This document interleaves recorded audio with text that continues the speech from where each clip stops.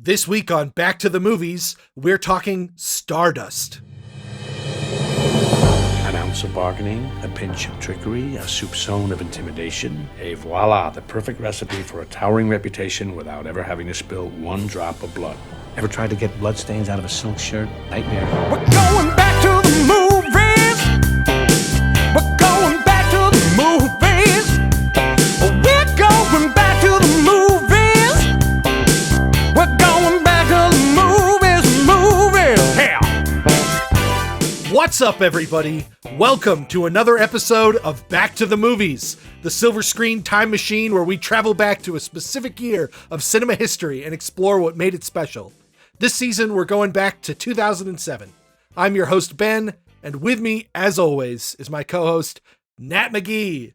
Nat, how's it going? It's going great. I'm on that post-Memorial Day high. It's been a week for our listeners since Memorial Day, but man, for me, it just was yesterday. And what a time it was. Do you know what I did, Ben? What'd you do? I went with my fiance, Jesse, and our good friends, Jackie, of this podcast fame, and her fiance, Scott. And we all went down to Hershey, Pennsylvania, to Hershey Park. It was awesome. Oh, shit! Yeah. I'm a big roller coaster fan, and I've actually haven't ridden one in a long time.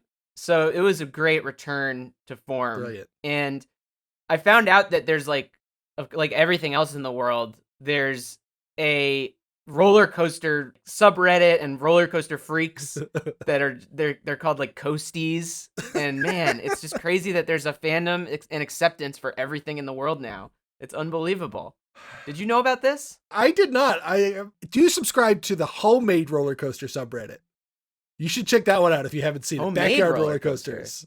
Yeah, people who make fun. little roller coasters in their backyards that are clearly very unsafe, but also look awesome. Oh my God.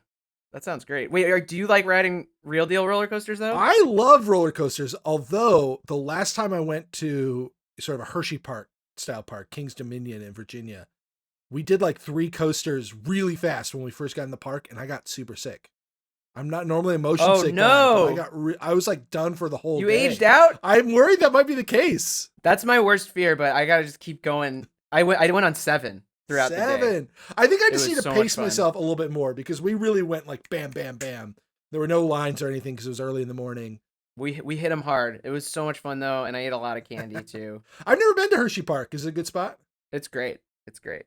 How was your Memorial Day, Ben?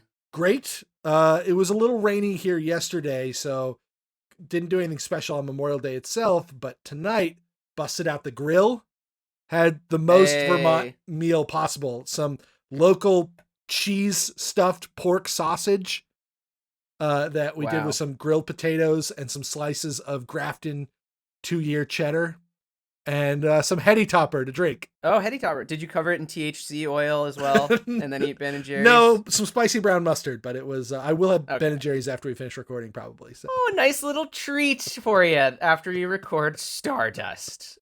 Guys, please, if you can, give us a 5-star review. BTTM Pod is trying to grow, and we would love it if our fans could give us some love on social media at BTTM Pod on Instagram, Twitter, and TikTok. You can also email us, bttmpod@gmail.com. But yeah, spread the gospel. We're out here talking about movies from 2007. We're here for you. So make people join the BTTM movement. Yeah. What's our fan base name? Submit a name to us. What should y'all be called? BTTMers? The BTs. I'm so bad at like coming up with names on the spot. I should never be in advertising. But yeah, guys, please give us those likes, give us those shout outs, give us those everything. We really want you to be a part of our family. The BTTM family. Ben, did you watch any good movies this week before we start talking about Stardust? Well, I watched a movie, but it definitely wasn't a good one. Okay, what was it? I watched Zack Snyder's Army of the Dead. Oh, yeah. Been so starved for those new releases that I checked that out on Netflix, and oh boy, is that a real stinker of a movie. Interesting. It almost got me with the marketing. I was like, maybe I'll watch that. Maybe that's a good one. But that's too bad to hear that it's lame. You know, I liked the Snyder cut. I mean, or at least I was impressed with how much better it was than the theatrical cut of Justice League. So I was kind of on board, and it felt very appropriate for 2007 because you got Snyder, who did 300, and the movie is basically Ocean's 13 meets I Am Legend. Like the design of the zombies is the vampire creatures from I Am Legend. The premise is very Ocean's 13. It is a quite a bad movie. And I actually, watching it, came to up with a theory about Zack Snyder that I didn't really have for our 300 episode, but I thought I'd lay it out there since it is relevant. Sure. Snyder is clearly a very well-read director. Like, he's a very literate director. He has a lot of interests. Army of the Dead is a zombie movie that has Wagner music and Joseph Campbell quotes and Vegas iconography and commentary on the immigration status and military fetishism. Like, there's a lot of ideas warring with each other in this movie.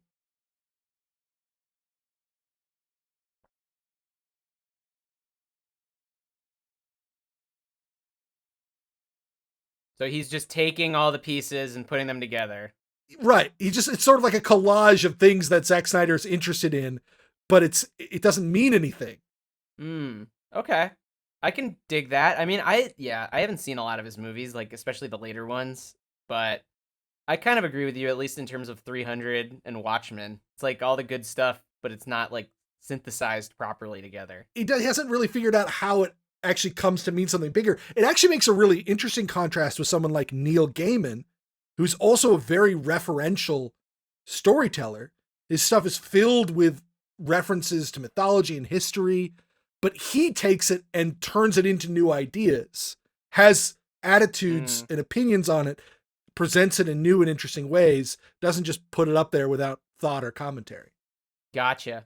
It is funny that Zack Snyder is like the filmmaker of our time. Like, what?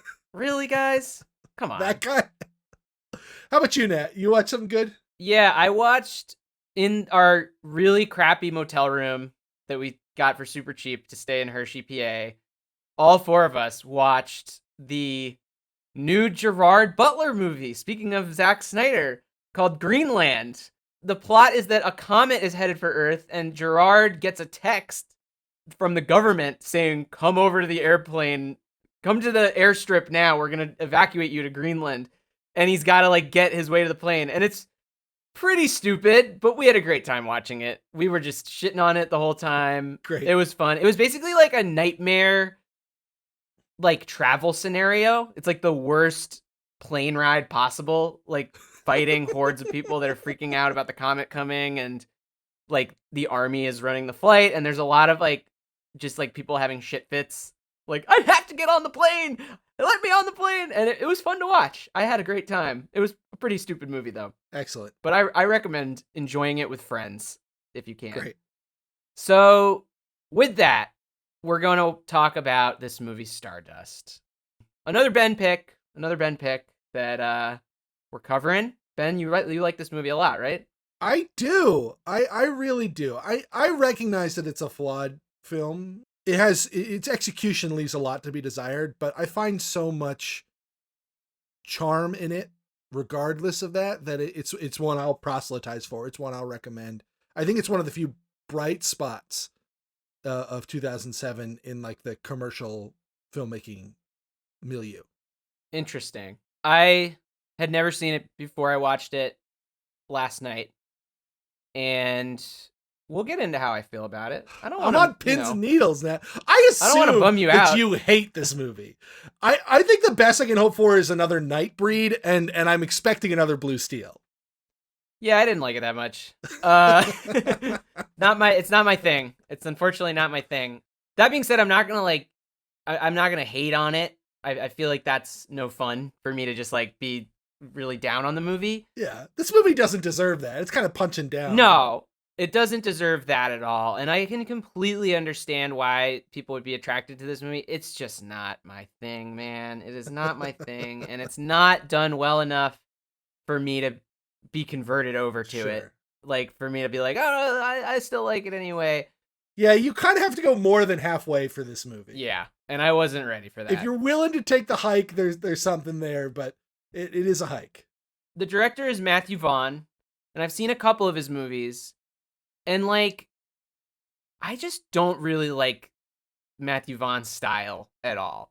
I don't like the tone of a lot of his movies. Whatever that like light kind of glossy tone he's going for, it's like kind of on the nose and childish, but also a little satirical, a little bit funky. And like all those Marv Studios movies, that's his like production company. They all kind of make me cringe in one way or another. From this to Kick-Ass to the Elton John movie, the only ones that I like are the first ones, which are Snatch and Lock, Stock, directed by Guy Ritchie. What about Layer Cake? Don't you like Layer Cake? Not really. No, not really. It's just poor. It's poor imitation. It's like it's like when you want Cheez-Its, but you get cheese nips. Like I want Scarface. I want Snatch, and I get Layer Cake. I get Kick-Ass, and I'm like, this is just so oily and buttery, and it's just not salty enough.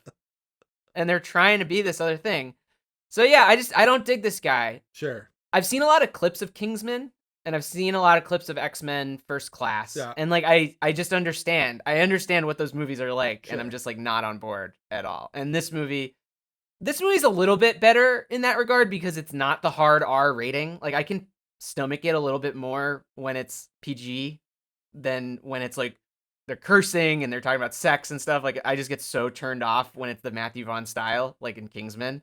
So yeah, it just wasn't for me, but I will gladly talk about it with you, Ben. I think this is all valid criticism. Vaughn is far from my favorite director either. You know, I'm a big X-Men film fan, and I don't particularly care for First Class, which some people consider to be the best X-Men movie. And so like, Yeah, people love that movie. I think one of the things that he struggles with is the world and the life of the characters outside the frame. That's a very specific skill set. It's very hard to achieve, but it's something that all of the best directors are capable of doing. It feels like the movie exists beyond what you see, and that's definitely not the case with Vaughn. Yeah, it's super showy. What you see is sometimes interesting or visually unique, at the very least functional, often very functional, but it's never more than that. That's a great way of putting it. Yeah, but you still enjoy this movie, so we're going to get into why that is. And Before we do, we should probably do the story recap. yeah, I'm not looking forward to this. Because I don't even think I'm qualified, to be honest. I was almost like, should I hand this one over to Ben? But then I think you might get too in depth, so I'll keep it going. Do you have a name? I don't. I didn't think of one for this week. If you got a good one, Starburst, my favorite candy. Great. No, this is a tough one to come up with a unique name for because the title doesn't lend itself towards anything. It's fine. We don't need one. Nat Story Minute. You're going to recap? Yeah, I'm going to recap this movie for those who haven't seen it or haven't seen it recently so that they can follow along with the general plot. 3, 2, 1, go. In old-time England, there is a kingdom hidden away in the forest that is right next to a village, a normal village. And a young lad goes to this kingdom to procure a fallen star for his love. And the star turns out to be a young lady who has a diamond on her neck that is being sought out by the evil princes of the kingdom as well as an evil witch. And the young man and the lady go, the young star lady, go on a romp through England in order to save the kingdom, protect the star, and, hook up in the end. So Robert De Niro's there. He's a pirate that helps them out. And eventually they conquer the forces of evil and end up becoming king and queen of the kingdom. And it's a total fantasy clusterfuck. The end. Great. I didn't appreciate that editorialization there at the end. I mean, that's exactly what it is. It's a total fantasy clusterfuck.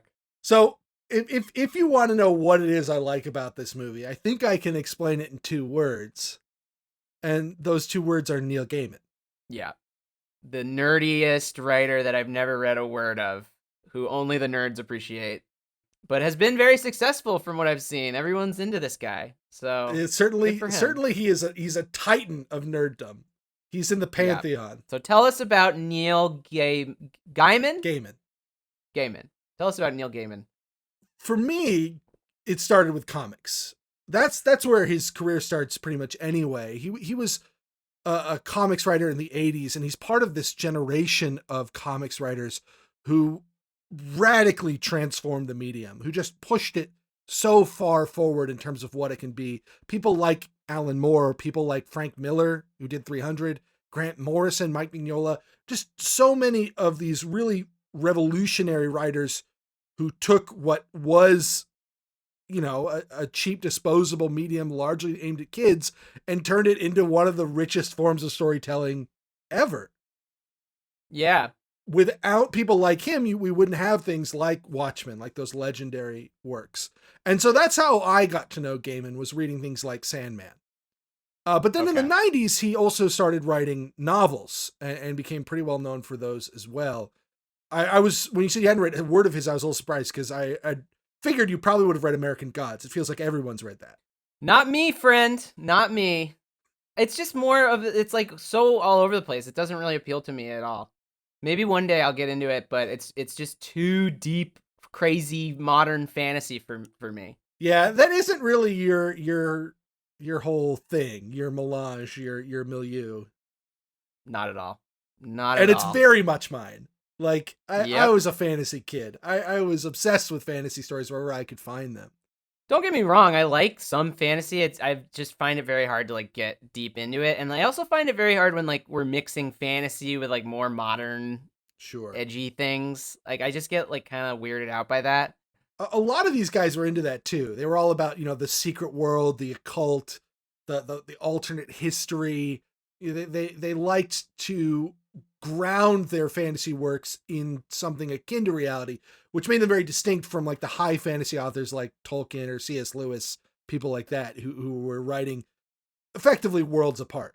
So Stardust is Gaiman's third novel, although calling it a novel is a little bit misleading because it was first published as like a quasi comic book, a storybook with pictures is how they pitched it. The artist was an artist named Charles Vess, and it was written long form, sort of like the interludes in Watchmen, but then with ample illustrations from this artist, Charles Vess. And then in 99, it was collected and published in a novel form. Okay.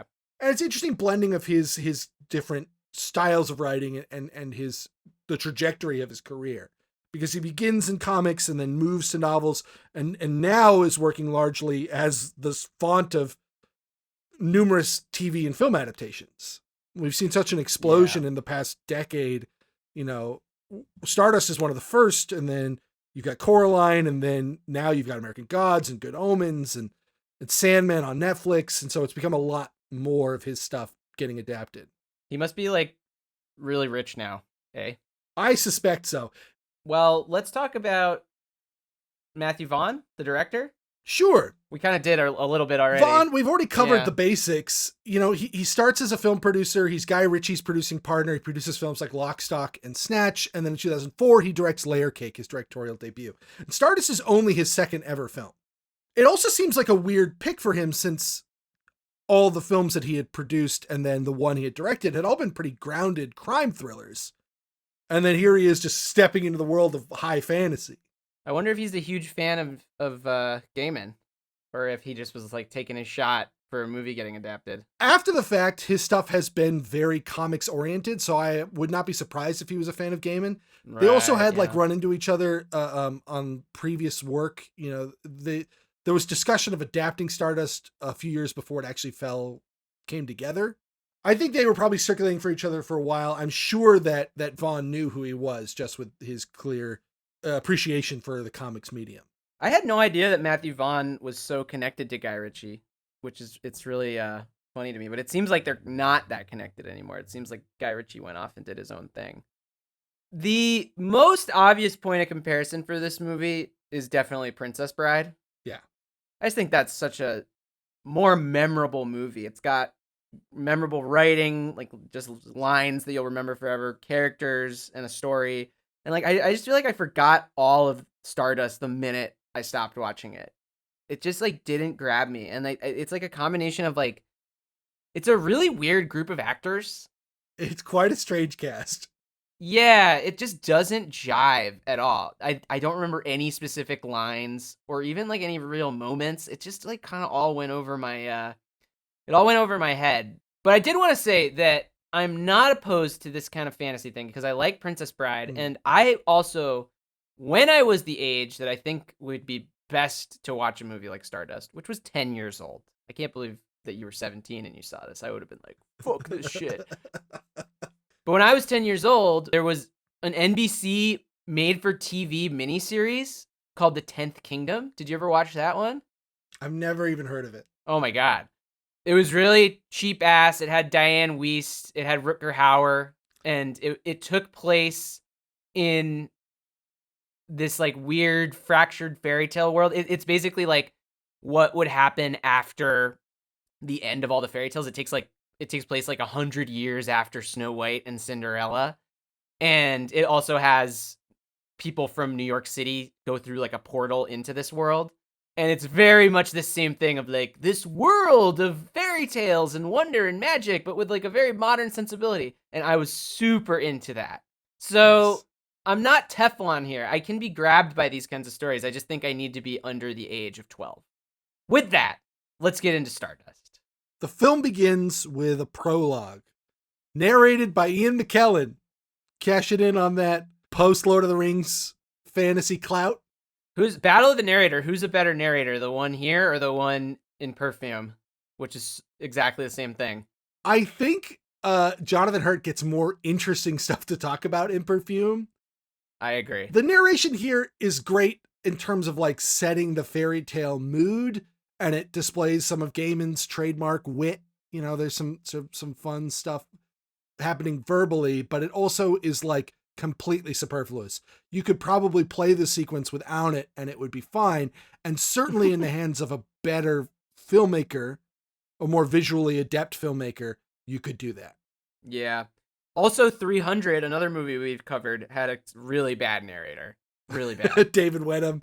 At least that one connects it like into the diegetic reality of the movie since he's telling the story.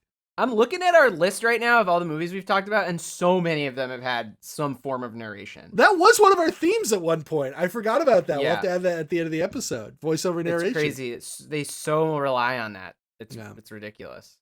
Immediately, we're setting the tone for this movie, which isn't quite fantasy. It's more akin to a fairy tale. It has that kind of like, you know, sort of light parable-esque feel to it, without the grounded world building of something like Lord of the Rings or even, you know, the Chronicles of Narnia or something like that, Harry Potter. This opening sequence, I think there's two things that are worth talking about. The first is the tone that it's immediately setting, which is this kind of very whimsical Princess Bride-esque tone. And from what I understand, this is a pretty major departure from the book. It's certainly a departure from basically all of Gaiman's other writing, because his stuff tends to be a lot darker than this movie is. Yeah, this is a light one. It's very like, don't take anything too seriously. There's really no consequences. You don't really have to worry. And there's times when the movie's kind of at odds with it, and that's usually when I like the movie best. The best example are like the princes who keep killing each other. Like that's pretty morbid, and the movie plays it like very light, which I do enjoy. But you can see like the hints of darkness creeping in, which I guess would be my answer to your question about how I could enjoy this as a 17-year-old. This is not a kiddie movie in a lot of ways. Just like The Princess Bride, there are some pretty dark elements at play. I'm just thinking about, so one of the movies that I insisted we cover that's coming in a couple months or whatever is a movie I went to go see when I was 17 called Before the Devil Knows You're Dead, which opens with Philip Seymour Hoffman doggy styling Marissa Tomei, and then a lot of people get shot in the face. And like, I was like, great movie. And you're like watching Stardust in Vermont and you're like, great movie. I can like both of those films at the same time. They appeal to different parts of me. The other thing we have to acknowledge up front, because it plays a role in this movie immediately, is the look of this film, particularly the look of its special effects. Do you think it looks good? I thought it looked pretty shit. Yeah, it looks bad. They look bad. They look bad. Yeah. This movie has not aged well. It wasn't good at the time. The thing is, it was an ambitious film. It was made on a very small budget relative to the size of the picture by an inexperienced filmmaker who hadn't done effects-based films before. And as a rule, the effects are never better than functional, and they can occasionally be quite distracting.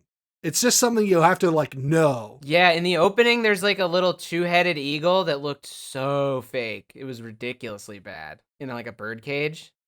But yeah, even just the general look of the movie is kind of fugly, I think. And Princess Bride is a great comparison here because Princess Bride was a relatively cheap movie and has limitations that you can see. The sets feel small. Most of the effects are pretty clearly like, matte paintings or miniatures, but it works around them by not emphasizing them too much. And that's something this movie does not do. This movie has a lot of big effects showcase shots that just call attention to how cheap they are. Yeah, it's very like B movie looking. It's like not an A-lister. And that's what I'm talking about, this movie being flawed. That's what I'm talking about, like you needing to go more than halfway for this film, because this movie is kind of like trying to push you away. And you really have to be willing to get over that stuff if you want to find the nugget that's inside it. You just have to tell yourself, this is not a bad movie. This is a good movie. And then like just slap yourself in the face a little bit. Hey, but Blue Steel is like the same way, right? Or Nightbreed. Nightbreed's even better example there, where the effects in that movie are super cheesy. But there is a really interesting story. I didn't like either of those movies, Ben. You like those movies. I know. There's a sucker born every minute. So after our intro, we get to our setup. We meet all of our main players. First, we meet our hero, a young man named Tristan, played by Charlie Cox. Yeah, this guy, I didn't recognize him at all, and then I looked it up afterwards, and I was like, oh, he's the Irish guy from Boardwalk Empire, and I haven't seen him in anything else. I never watched Daredevil. He never made it. Never did he's still it, young, so like there's still time. A lot of those Boardwalk Empire guys never quite made it, other than Michael Shannon. Yeah, Michael Shannon, he did make it, but yeah, a lot of the other guys didn't quite make the cut. Like Omar from The Wire never really hugely took off. And the other one I'm thinking of is Michael Pitt. Michael Pitt, yeah, remember him? Has never really found a spot, but people like Pitt and Cox are quite young. I think that Cox is a perfectly fine actor, and we might see him again someday. At the very least, he'll probably keep making prestige television. I did not like that guy. I thought he was bad. You think he's bad in this movie? I think he's bad in this movie, and he's pretty bad in Boardwalk Empire, too. I don't like him at all. He's not a good leading man to me. I thought he just didn't have what it took to get the job done. Just unlikable. This character, I didn't like him very much. I wasn't rooting for him. That's interesting. I find him very sympathetic. Really? When he kidnaps Claire Danes, you like that? I mean, he's like, like pretty stupid, but that doesn't mean he's not sympathetic. That's like messed up. That's like malicious. He's like, I'm going to kidnap you now. Human trafficking. She's not a human being. Wow. Ben, it's fairy tale logic. We need to talk. Stars are people too. Yeah. She's very much looks like a human being. So I'm going to err on the side of like, don't kidnap the woman. But I don't know. He's kind of dopey looking, and he just didn't have that like fun energy. I was like thinking about like a guy like young protagonists in like high fantasy or sci-fi movies, and I was just thinking like, man, I think I'd like this guy a lot more if he was more of like a Michael J. Fox, like dumb but also like likable. I just Fox don't like him very too much. Cool. The thing about Tristan is he's a dope. Not. He's kind of a dope. He's like trying really hard. No, Marty McFly is the coolest guy in the world. That's the whole point. We had this discussion already. Is that like despite the fact that he is coded as not cool, he is the coolest guy in the world. That's what you need to be a leading man. You got to be pretty cool. And Charlie Cox is not that cool. He's dope. He's a terrible haircut. He's just a dweeb. The movie certainly doesn't do him any favors by making him, a sad sack at the start of the film. He's pining after a woman named Victoria, played by Sienna Miller. Supporting cast in this film is a lot of people who are going to blow up in a few years. I have to talk about Victoria. Okay.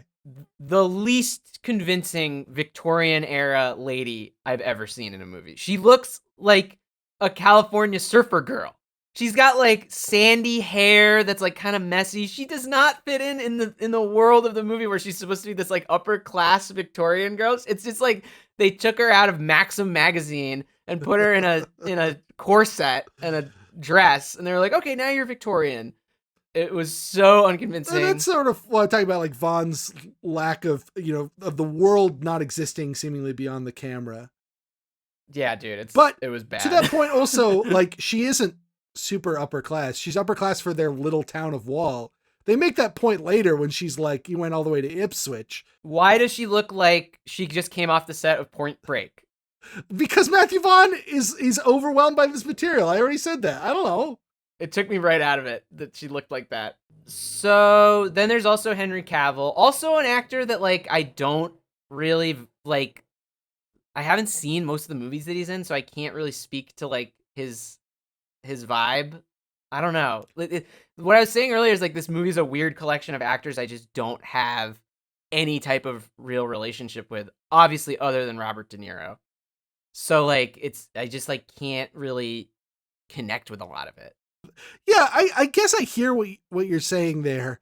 I mean, that's like me. That's like I just haven't seen a lot of movies with these specific actors. And part of that is it's just such a weird collection of actors where you have a movie that has, young up-and-coming British actors like Charlie Cox and Henry Cavill, but then also like Michelle Pfeiffer and Robert De Niro, but then also Peter O'Toole and Mark Strong.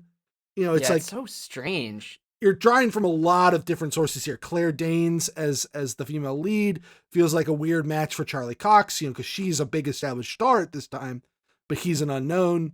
Yeah, it something seemed a little off to me. The blend of American stars and British stage actors. Yeah, it's kind of strange, and I didn't jive with it very well. But yeah, Henry Cavill's there. It's like a small part. He's just Victoria's boyfriend, suitor. Yeah, he's an asshole to Charlie Cox. He knocks him down, punches him or whatever, and Charlie Cox is just down on his luck. He really wants to get with Sienna Miller. I like their scenes together. I like how vacuous the Victoria character is.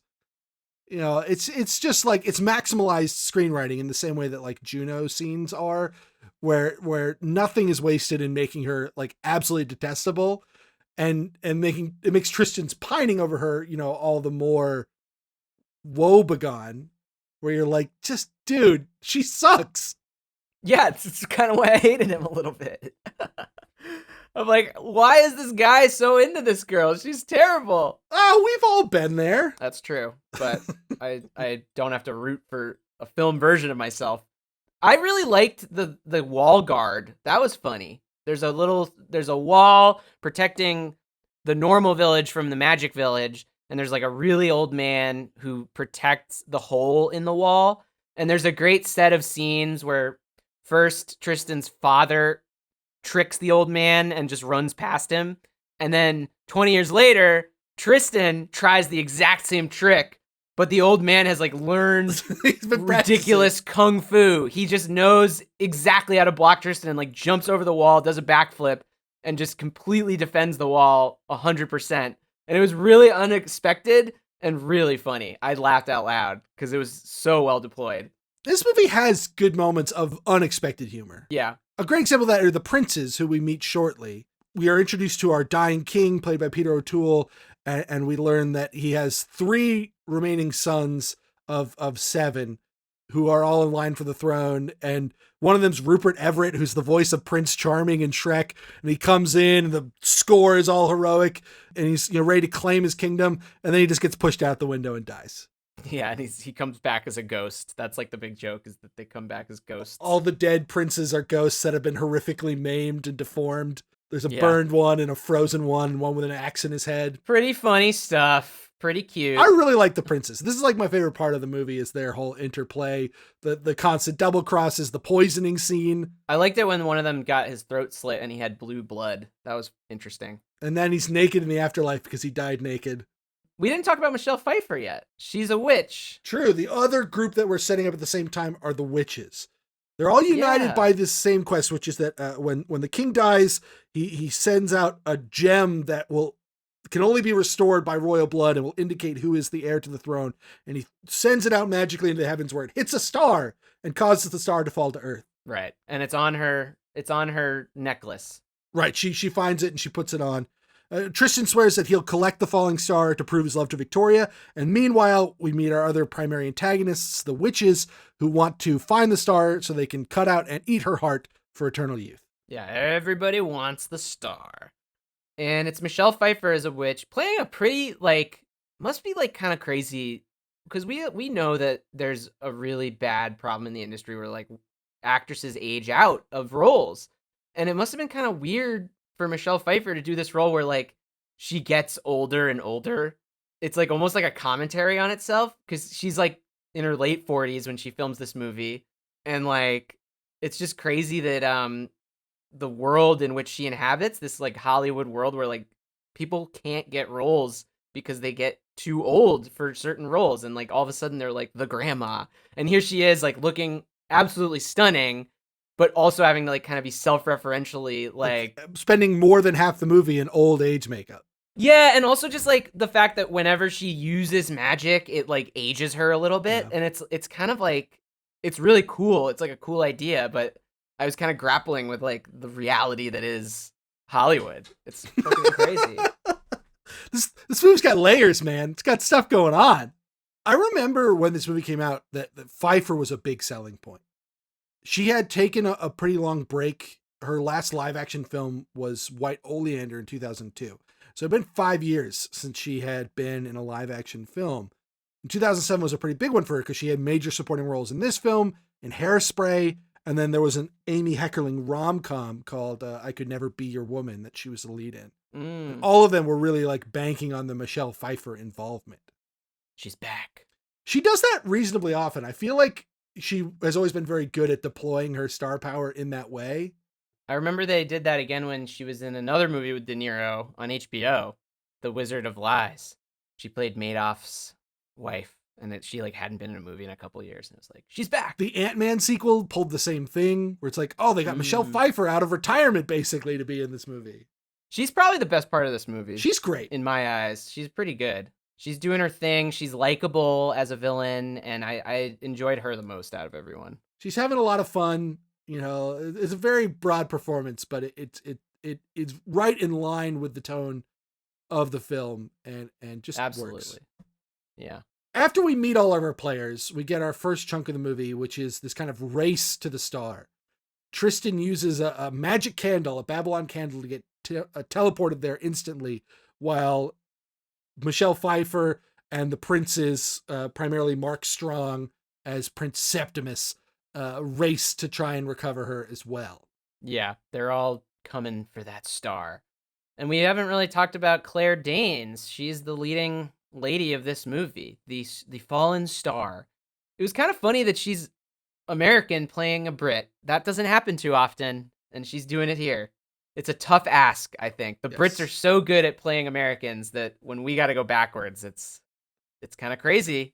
And a lot of the other Americans in the movie, like Pfeiffer or De Niro, are either not doing British accents or are doing something very specific to themselves. Yeah, she just went full force, I gotta be British. Again, another actor that I just don't know very well. I really only know her from R+J. And I don't really get it with Claire Danes. I don't, what is the Claire Danes performance that I need to see? What is the one that I need to see in order to, love her?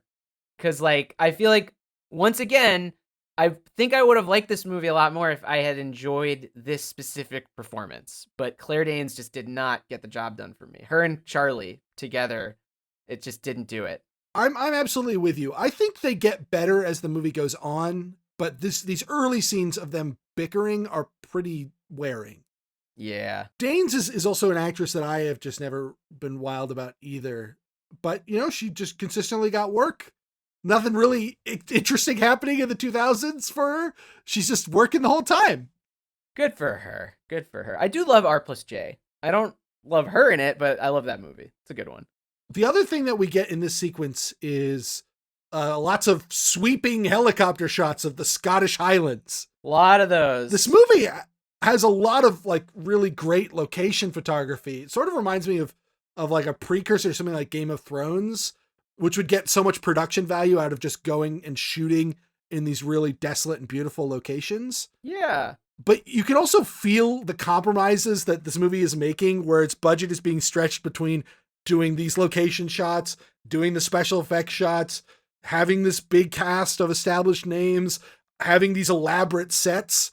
And so that the space in between them is really empty. Yep. there's these big sweeping Scottish countrysides, but there's nothing in them. There's no villages. There's no pedestrians. There's no creatures. It's just empty expanse. It reminded me a lot of the sweeping shots from Lord of the Rings, but those always have like the Fellowship like walking through the Shire or through like the hills or whatever. Like there's always something to look at. And a lot of those shots of like people riding horses, it's just not as well deployed. And there's always a clear sense too of like where they are journeying to, how this represents their travel and the difficulties that they are facing. When we see this montage of Septimus and Michelle Pfeiffer riding their horses across the countryside, we don't get a lot of sense of like what that means, how far they've traveled, how difficult the chase is for them. This movie would definitely not be made today. It would be a show. It would be on Netflix, and it would be cheaper budget, but it would be like 5 times as long and maybe get a little more into like the world. There was a bunch of stuff that was cut out of the book as well. So, a lot more interludes and adventures that Tristan and Yvain go on. But yeah, they don't make movies like this now. Now I feel like it's going straight to Netflix. Definitely. They did it with that shit with Lin-Manuel, like the Golden Compass His Dark or whatever. Materials, right? Yeah. And whenever they try to do it now, it's like a total failure because they want it to be this like $150 million movie, and it's just, you can't really do that. I guess Dune is coming though, so we'll see how that goes. Dude, I'm so excited for Dune. That's my jam. It's hard though to stuff that much stuff into one movie. We talked about this with Harry Potter, where it's just, this is a genre that is not easy on directors. You really have to have a passion for this and an eye for it. And although I think Vaughn fares better than David Yates did in that film, he still is overwhelmed by this material. He still is overwhelmed by this world. He still fails to make it feel as tangible as something like Lord of the Rings. That just takes a skill set that most directors don't have, which is why so many of these movies failed. It's not that they're inherently uncinematic, but it's that they are cinematic in a way that makes them incredibly difficult to achieve. For sure. Personally, I would give the edge to that Harry Potter movie we covered just because I like the actors more. Like, that's what it mostly boils down to for me at this point. I'm glad that you're making that comparison, because I wanted to talk about that in relation to the next scene, which is the scene at the inn.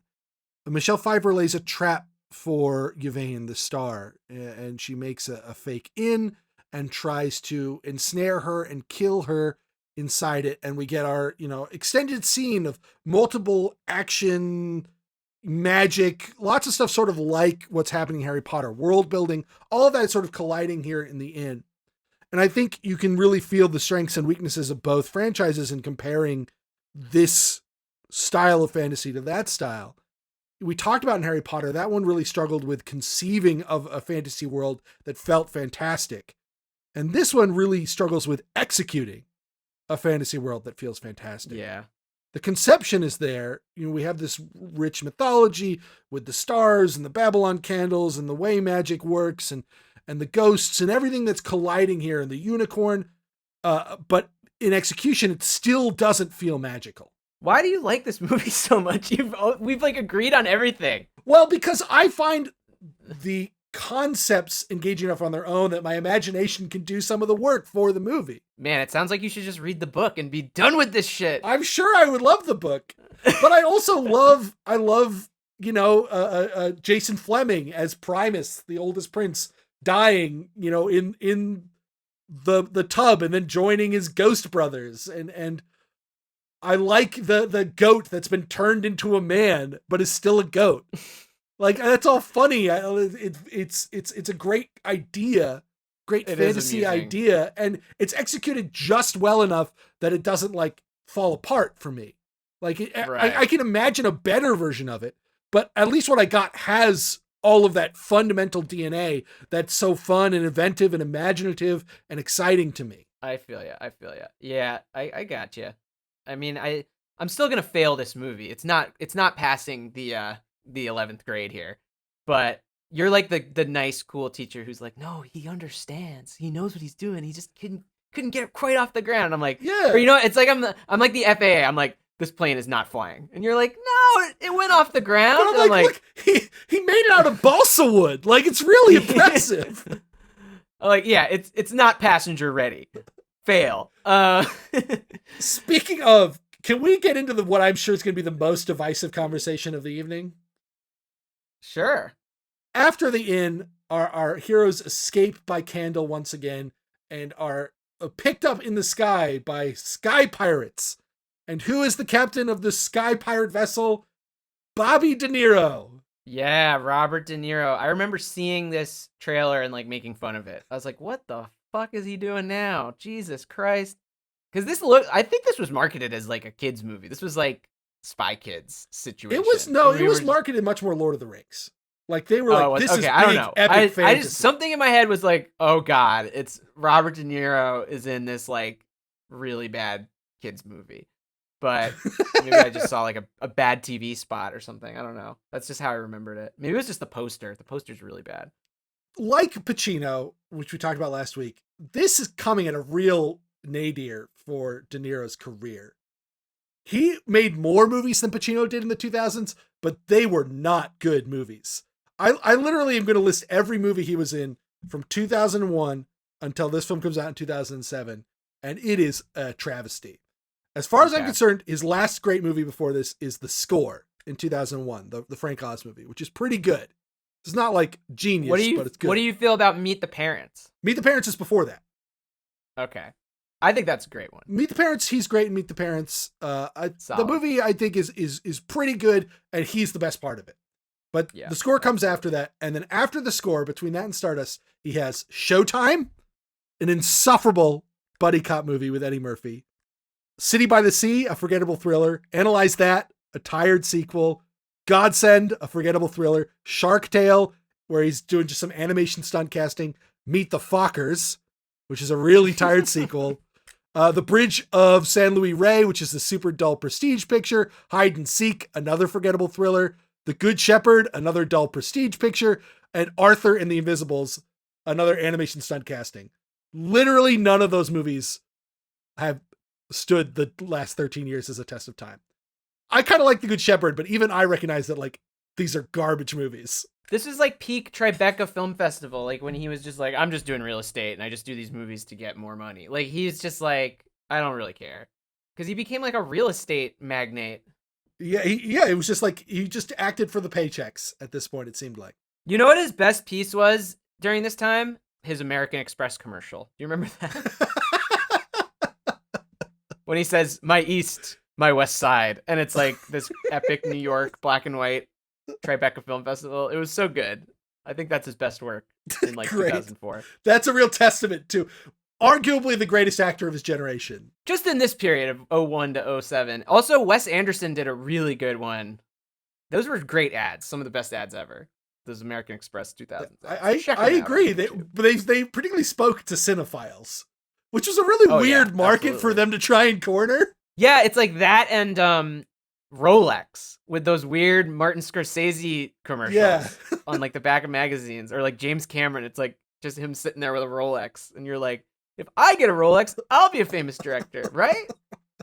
Like, no. Yeah, I always like it when people pander to my very niche audience. So he's in this Stardust film. So this movie comes along. This comes on in 2007, and people really hated this performance. I assume that you're in that camp. I don't hate it. It was fun to see him do something different because, spoiler alert, De Niro plays this pirate that they come across, and he's a scary guy at first. He threatens them. He pretends to kill Charlie Cox, and then he takes Claire Danes down to the lair to ostensibly appear to rape her. That's what he's like trying to show off to his crew. But then it turns out he's not an evil pirate. He's actually a closeted gay man. And he's very effeminate. He's very flamboyant. And it's a different side of De Niro. And he's kind of this uncle figure to the two main characters, but he's also keeping up appearances and being tough in front of his crew. And it's interesting to see him do a different type of character, because all those movies you just listed, he probably played exactly the same character in all of them. stoic tough guys and or mobster archetypes. Yeah. I think what I don't like about this is his fake side of being a tough guy is just really lazy and not convincing at all. Like, I didn't really see the dichotomy there. Like, he's and maybe that's part of the performance. It's like he's not truly into it, but like for somebody who's like pretending to be tough, he didn't act like ridiculously tough. Sure. It's very like subdued. And he's not scary at all. So like the fake out was kind of like, oh, okay, he's gay. Like I just thought he was bad, but now he's gay. Okay, I get it. The movie doesn't invest a lot into his alter ego. Right. And I think that's where it kind of lost me because I didn't get that dual side. I think it's trying to trade a lot on De Niro and your assumptions of the kind of people he will play. And so it can kind of shortcut that. It's also interesting to note that this character doesn't exist in the book, that this is one that was made up wholesale effectively for the movie. Interesting. People really didn't like the performance because they saw it as stunt casting. They saw the performance as campy, but I think it all kind of works. I really do appreciate seeing this different side of De Niro. I think it was good for him at this time in his career to be kind of testing his boundaries again and figuring out what other kinds of performances he could give. I also think it really plays well with the film's themes, which are so much about identity and appearance. You know, the way you expect things to be and the way things are. And there's a lot of soul to the secret life that he is living, that De Niro brings to it. So it's silly, but I don't think it's campy because it's not disingenuous. There's like an emotionality there that De Niro has too much integrity to not bring to the character. Yeah, that being said, though, I definitely felt some points where the movie was laughing at the fact that he was gay. Like, when he's, like, dancing alone, cross-dressing, like, the movie is very clearly trying to be like, isn't this crazy that Robert De Niro's gay today? And, like, at the end, he, like, winks at Henry Cavill, and, like, it's all played for laughs, like, 100%. Like, there's no reason for him to be gay, but they just made it for a lot of like jokes. The Henry Cavill wink is the one that annoys me. I don't mind the dancing one. Like it's a little bit much with the can music and all that, but I think the scene salvages it with the reaction of the crew, which I really like where they're so supportive of him. It just gave me the sense that like this is supposed to be like really fucking funny, and I was like, this is a little funny. It's more fun to just see De Niro act differently than it is to see this character be gay. Like, it's not funny to me. That could be. I don't read it as being riotously funny. I honestly read this whole character as being quite sad. And then his redemption or his release from his, imprisonment to be something that's really joyful. But I don't know, that scene doesn't seem like it's super played for laughs so much as it's played for whimsy. I don't know. It struck me as a bit adolescent. But overall, De Niro's the second best person in this movie besides Michelle Pfeiffer. So good on him. Well, what about Mark Strong, though? He's all right. I've never been a fan of that guy either. Another actor that I'm just like, whatever. I love Mark Strong. Yeah, I know you do. I think he's never really proven his worth. I like him this because he's usually playing someone who's more overtly sinister and like less enjoys being sinister less. I like how much Septimus likes being, a murderous asshole. Yeah, it's fun. It was fun to see him with all that hair. Usually he's bald, so that was interesting. To me personally, he's such a like obvious choice for a villain that I'm always like kind of disappointed to see him as a villain. I'm like, oh, Sure. You're the most obvious fucking casting ever. Like, it was the same in Sunshine. It's like you knew when he popped up he was going to be a bad guy. Well, we talked about it in that episode, but like he was on call to replace Javier Bardem as Anton Chigurh. Right. In No Country for Old Yeah. Men. Like that's the mode he's in right now. Right. And like it's does the movie a disservice whenever I see him pop up as the bad guy, because I'm just like, great, I know exactly what I'm in for. No surprises here. Versus a guy like Bardem, who you're like, what the fuck is he going to do next? So, Sure. Not a strong fan. That being said, I've never seen him in Kingsman, and I know he doesn't play a villain. He doesn't play a bad guy in so those. that's kind of nice. I like him in Tinker Tailor Soldier Spy a lot as well. A movie that I have mixed feelings on, but he plays one of the best roles in that film. Delivers one of the best performances.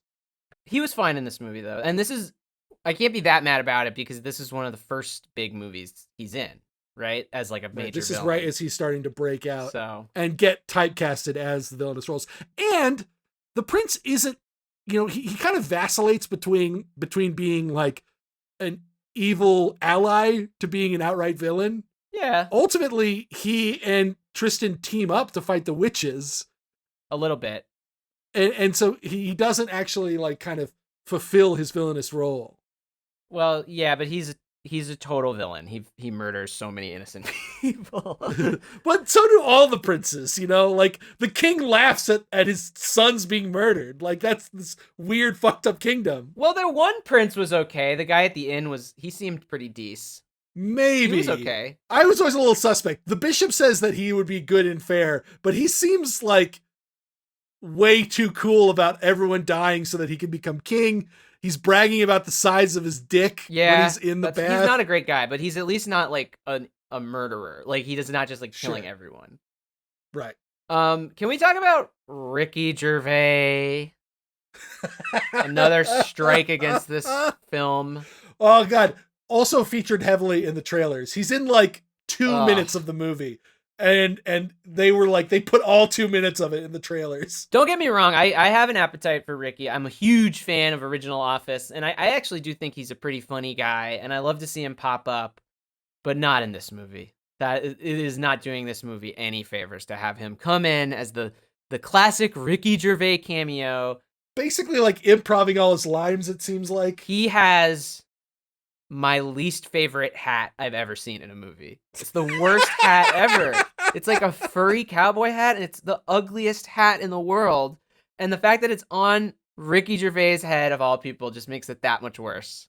Is it anything that the movie like sort of plays into this by then having him get cursed so that he can't talk anymore? No, it's so obvious. It's the most obvious bullshit ever. Like, this is what I'm saying when like the movie is just making some of the most obvious decisions sometimes. Other times it doesn't. Other times it kind of surprises you, like that wall scene or the scene that we're going to talk about at the end with the reanimated Mark Strong. But like 4 out of 5 times this movie makes the obvious decision.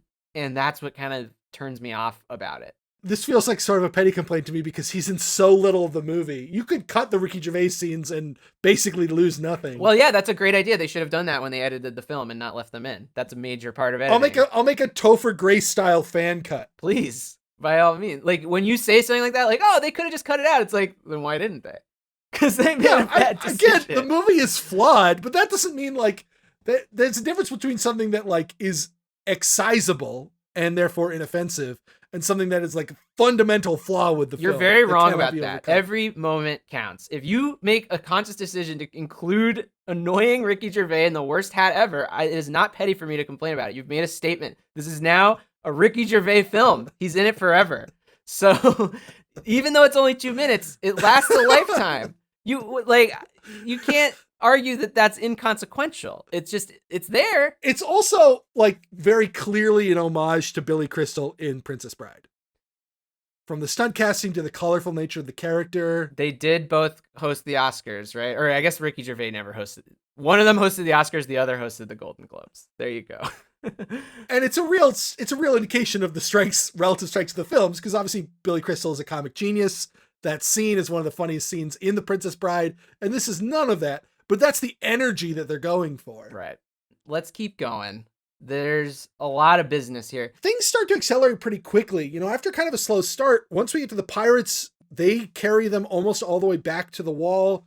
Tristan is trying to return the star to Victoria to prove his love, but Yvain and Tristan are starting to fall in love with each other. When they depart the pirates, they are picked up by a witch named Ditchwater Sal. Great name. Love that name. Who also happens to have imprisoned Tristan's mother, although that won't actually be super relevant to the plot of this movie. Yep. She transforms Tristan into a mouse, and Yvain confesses her love for him. And then they make it back to the wall, and they confess their love for each other. A bunch of plotty stuff happens, and it winds up with Yvain getting captured. Yes, she's classic damsel in distress. By the witches. By Michelle Pfeiffer. She's strapped up on a table, helpless, and all the men have to come save her ass. Yeah, then there's a big fight in a big hallway. A lot of people die. Mark Strong dies. There's this big set based off of like a Versailles palace where the witches live. It's like Goth Versailles. And Tristan and Septimus team up to fight the witches, and Septimus gets drowned in midair. And it feels really anticlimactic at first. You're like, well, that's it? Yeah, she uses a little voodoo doll to drown him. She also like breaks his legs. That was pretty brutal. It's pretty brutal. Grace was really squirming at that. Yeah. But it's all in service of this great moment where Tristan reveals himself, and he has a charm, a glass flower that protects him from the witch's magic. So because Michelle Pfeiffer can't fight him on her own, she uses her voodoo doll to reanimate the corpse of Mark Strong for our epic sword fight finale. Yeah, it's pretty fun. He's all like floppy and bent over the wrong way. She's basically like using the voodoo doll as like a little action figure. She's like fighting, she's like using the little joints of the voodoo doll to like do sword fight with Charlie Cox. So that was pretty funny. It's a great little scene. It's so inventive. Like I've never seen anything like that. It's like visually interesting because of the contortions of the body. This movie needed 2 or 3 more lo-fi fantasy sequences like this. This didn't cost them any money. They just needed a stuntman and a limber Mark Strong. Yeah. In a little choreography. And yet it sells the fantasy in a much realer way than the bad CGI ever does. Absolutely. And it's also icing on the cake that dead Mark Strong's ghost is watching it happen. Like that just... And it's so nonplussed at like being used that way. Honestly, if he had died and then he's being reanimated, like it would be kind of gross. But the fact that he's also watching it at the same time and reacting to it in like a funny way makes it like kind of okay. You're like, okay, it's okay. He's watching, he's approving, or like reacting in an amusing way. So it's not like just disgusting. Another point in this movie's favor, if you're gonna have like a good, memorable, fun fantasy sequence, you're only gonna have one of them, make sure it's the last one. Yeah, totally. If this was in the middle of the movie, I probably wouldn't like this movie as much, but it ends strong. Right. Yeah, that's very true.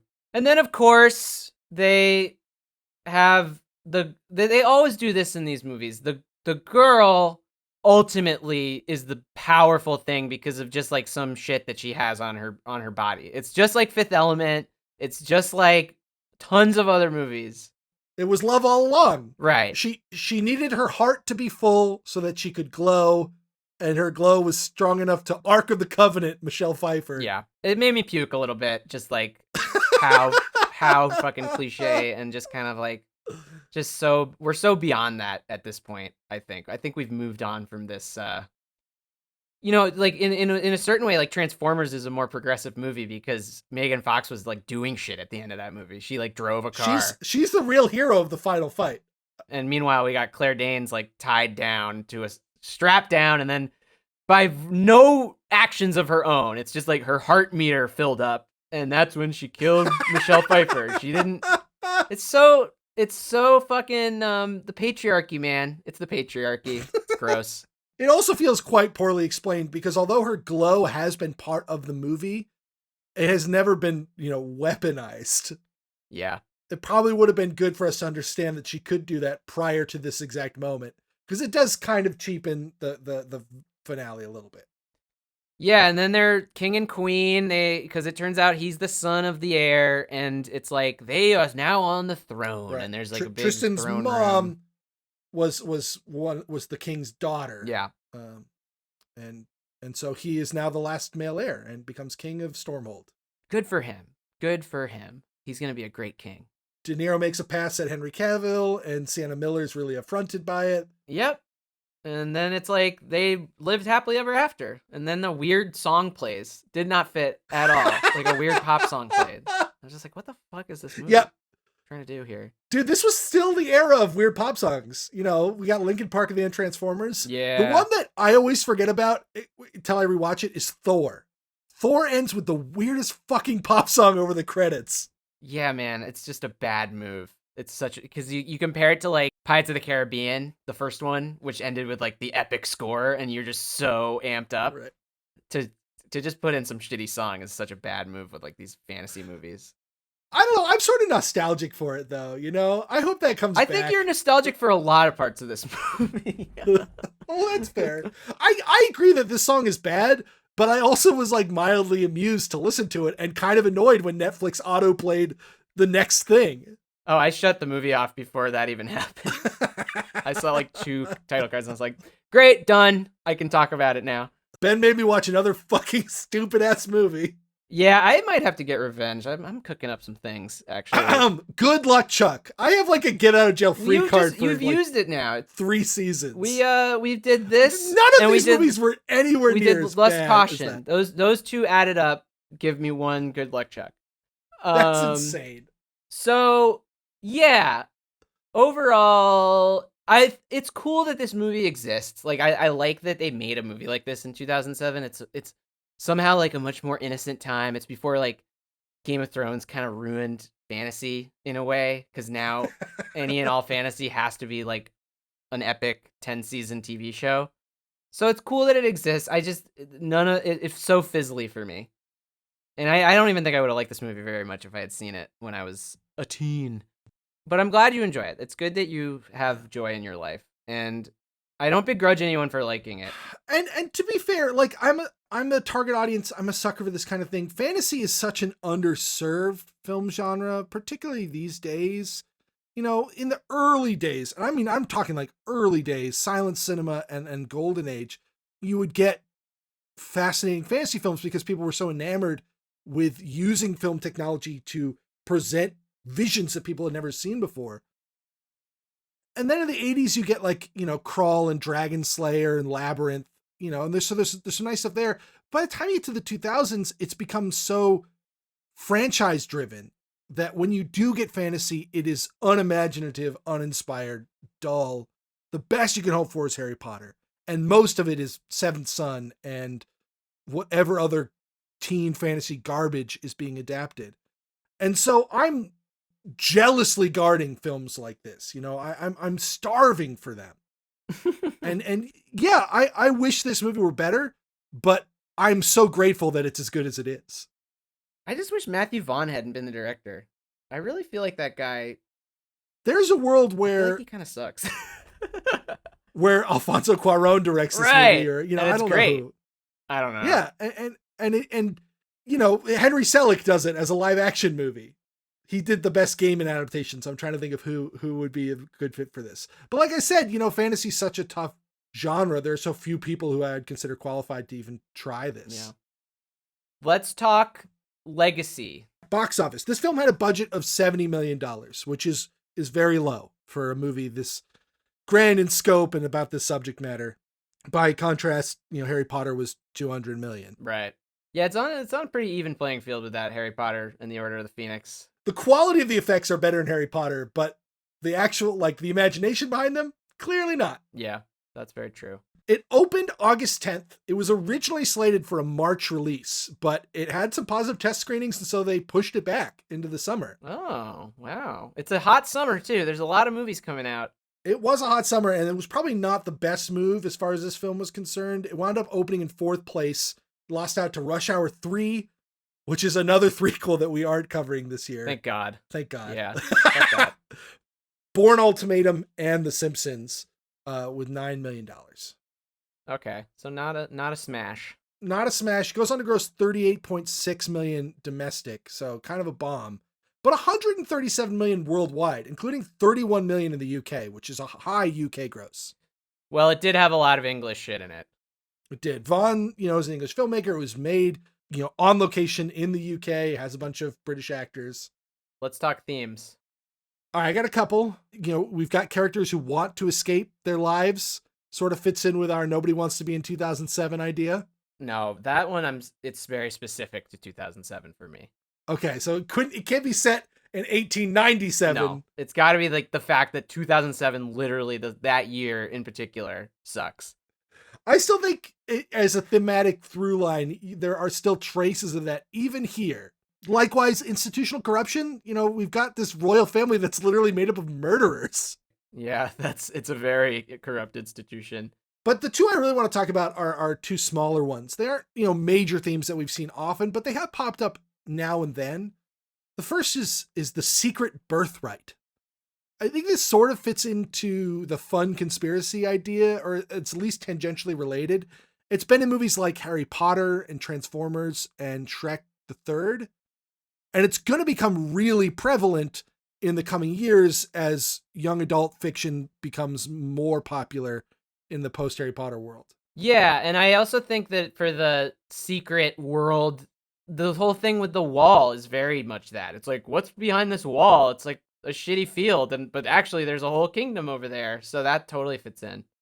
And then the last one I wanted to just briefly talk about, just because it's a narrative trope that I really love, and you don't see it very often because it's really hard to pull off convincingly, but it's when you have a character who undergoes such a radical transformation that at some point towards the end of the movie, they get presented with their objective, their desire, the thing that got them started on their journey in the first place, and they reject it.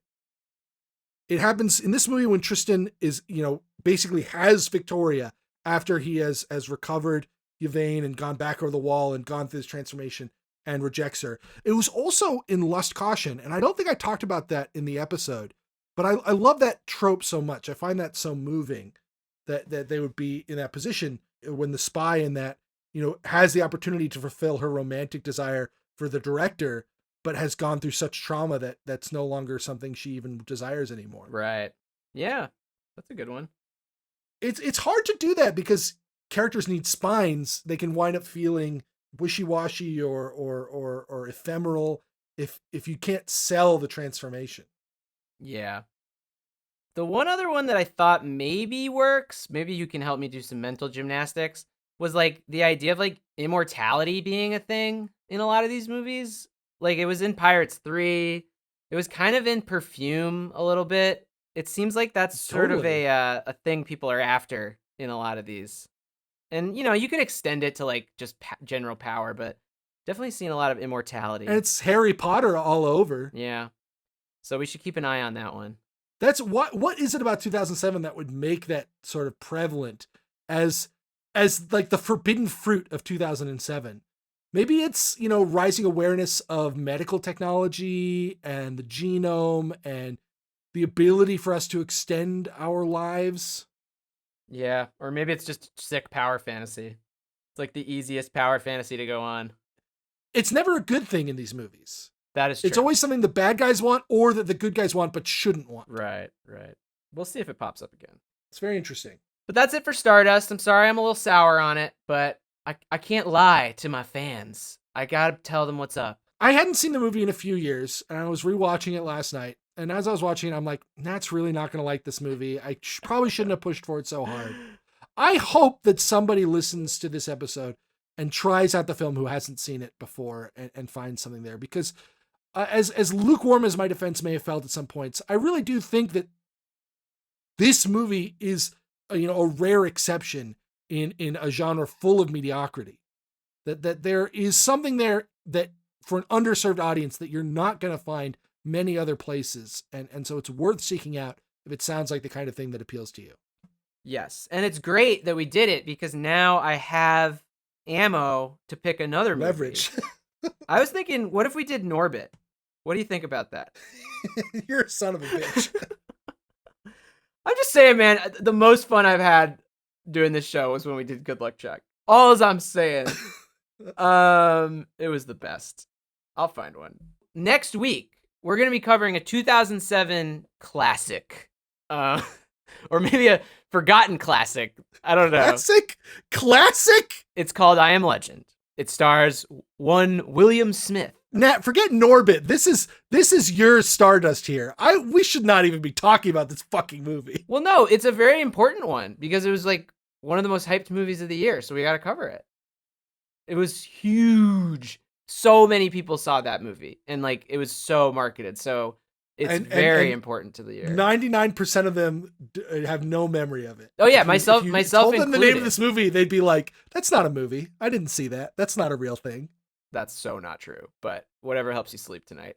The movie in question is I Am Legend. I'm not sure if Nat said it yet. It already. I might have talked over You're him. so rageful. You're not even listening to me. I'm probably gonna try and watch a couple of the other adaptations of it. Ooh. Just for my own sake. Where else has it been adapted? So there's a Vincent Price one from the 50s that I believe is called It might be called I Am Legend. I'm not sure. Okay. And then there's a Charlton Heston one called Omega Man. Oh, nice. That sounds fun. Both adaptations of the same work. Are you gonna also watch iRobot with Will Smith? No, but I do like iRobot. For some reason, I thought the line, one of the stupidest lines of all time in any movie from iRobot, I thought it was an I Am Legend for a second. I was gonna reference it. I'm gonna do it anyway. It was he like puts his stupid shoe up on the. It's the worst product placement ever. He puts his shoe up and it's this weird Converse, and he's just like, Converse All-Star, vintage 2004, aka the year you're watching the movie in theaters. So bad, so on the nose. Pretty funny though, but that's not in I Am Legend, unfortunately. So No, that's an iRobot. God, we got to cover 2004 so we can talk about that. Hey, we just did. Yeah, I don't remember anything from I Am Legend, but it's gonna be a big episode. Where is it? Well, I'll tell you what I remember about I Am Legend is the dummy out on the street and Will Smith freaking out. I think the dummy's name is like Frank. He's like, "Don't do this to me, Frank." I can't wait. That's on HBO Max, so you can check out I Am Legend in anticipation for the episode. Rewatch or don't. We'll recap it for you if you don't have the time or the patience to rewatch a shitty Will Smith movie. But I'm excited to talk about it. We're gonna have a good time. Once again, give us a follow at BttMPod on Instagram, Twitter, and TikTok. Give us an email, bttmpod@gmail.com, if you have anything you want to say about Stardust or any other movies. And please give us a 5-star review. Please give us a 5-star review when you can. Do it right now, please. It would be very appreciated. We haven't gotten a new one in a while, so the well is running dry. We want one to read out next week. Yeah, exactly. Thanks to Andy Gagnon for our music and Jackie Salzman for our artwork.